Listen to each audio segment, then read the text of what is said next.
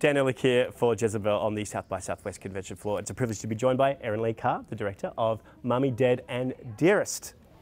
This is your second feature, and also along a similar line, your last feature as well was a true crime crazy caper. Where do you find these stories to sink your teeth into?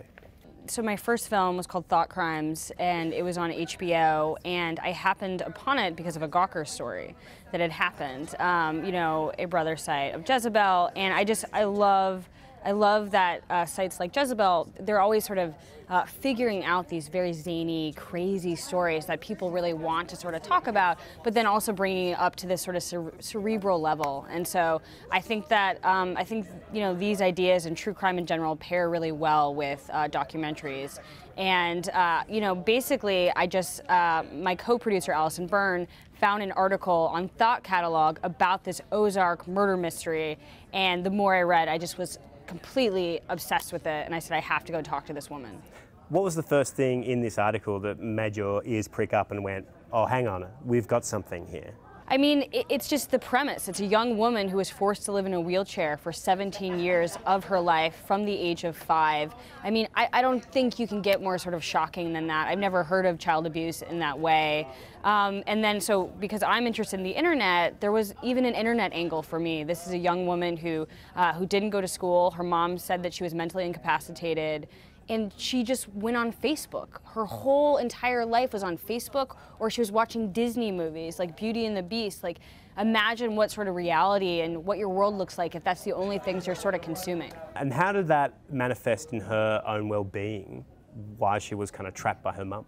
I mean, I think I always want to be careful not to speak for her. She's not here. She's actually in a prison, you know, but I think that it was really, really difficult. I think she was so sheltered and her world was so small that, you know, she didn't know about very basic things like, you know, she had to figure out how to kiss on YouTube.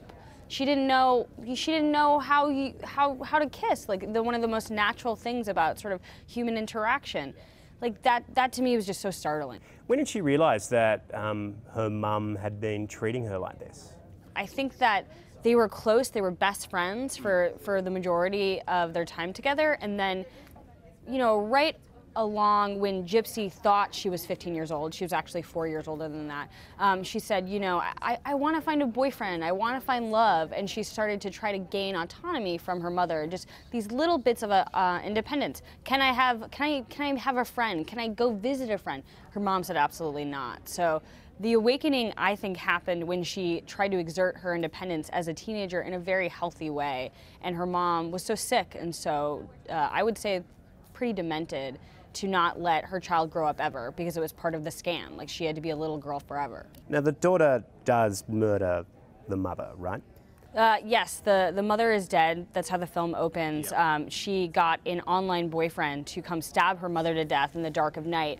And, you know, she is serving time for that murder. And this is screening the day after Mother's Day? Yes. Did you pick the date?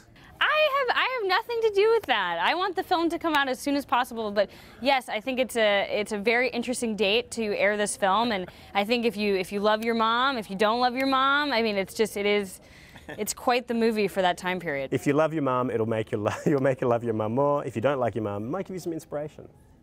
Hopefully not. Too dark? Perhaps. May 15th on HBO, Mummy, Dead and Dearest.